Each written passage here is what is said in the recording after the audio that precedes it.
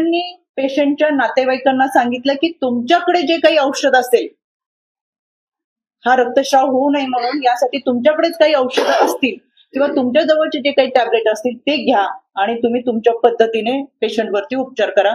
यामध्ये 5.5 तासामध्ये हॉस्पिटलनी कुठेही पेशंटवर उपचार केले नाहीत, सहकार्य केले नाही. या सगळ्या कालावधीमध्ये पेशंटची मानसिकता फार खचून गेली आणि त्याच्यानंतर 2:30 वाजता पेशंटच्या नातेवाईकांनी निर्णय घेतला की पेशंटला ससून हॉस्पिटलमध्ये घेऊन जावं. ससून हॉस्पिटलमध्ये गेल्यानंतर पेशंट एकंदर सगळं वातावरण किंवा एंट्री करत असताना पेशंटची मनाची स्थिती फार हळवी होती, मानसिकता खच्चीकरण झालेली होती. त्याच्यामुळे हॉस्पिटलमध्ये एंट्री करून 15 मिनिटात पेशंट परत बाहेर, म्हणजे परिवार पूर्ण बाहेर आला. त्यांनी हॉस्पिटलमध्ये कोणत्याही डॉक्टरांना भेटले नाही किंवा ओपीडी मध्ये गेले नाही. त्यानंतर तिथून ते सूर्य हॉस्पिटलमध्ये गेले. सूर्य हॉस्पिटलमध्ये गेल्यानंतर त्यांना तातडीने डॉक्टरांनी उपचारासाठी आतमध्ये घेतलं, ऑपरेशन म्हणजे डिलिव्हरी केली आणि चांगल्या पद्धतीचा प्रतिसाद हा सूर्य हॉस्पिटलच्या डॉक्टरांकडून त्यांना मिळालं.